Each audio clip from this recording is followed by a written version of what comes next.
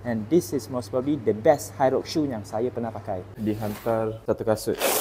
Ni nak test. Sebab saya rasa ni bagus kot. Okay, Brooks Hyperion Max 3. Oh, tak pakai lagi.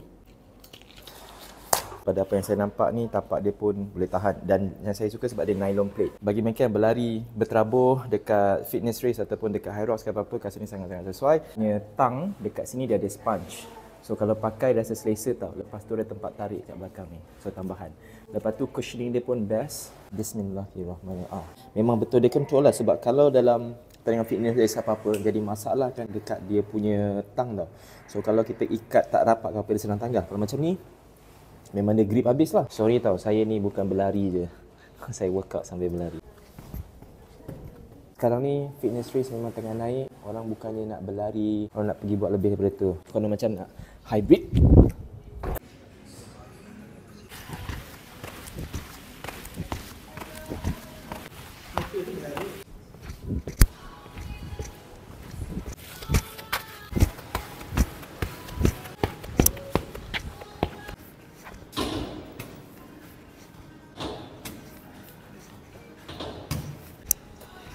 so overall tadi memang best sebab bila saya tolak sled tadi, perasan tak saya tolak dengan lancar sebab saya cuma berjalan tolak je. Saya tak perlu nak tekan kat tanah. Kalau saya kena tekan tanah, dia kena adakan tolak perlahan-lahan je. Tapi bila saya tolak dengan lancar, bermaksud grip dia cukup kuat dah. So that's good. So itu penambahan yang bagus pasal Hyperion Max 3 daripada Hyperion Max 2. Nombor 2, memang sangat-sangat ringan. Dan pasal tali dia, saya dah tak perlu buat runner knot dah. Kalau tak dulu nak buat, kena buat runner knot kalau nak ketat kan. Tapi ni tak perlu sebab dia memang grip cengkam. Sebab tu saya kata saya suka dia punya tang.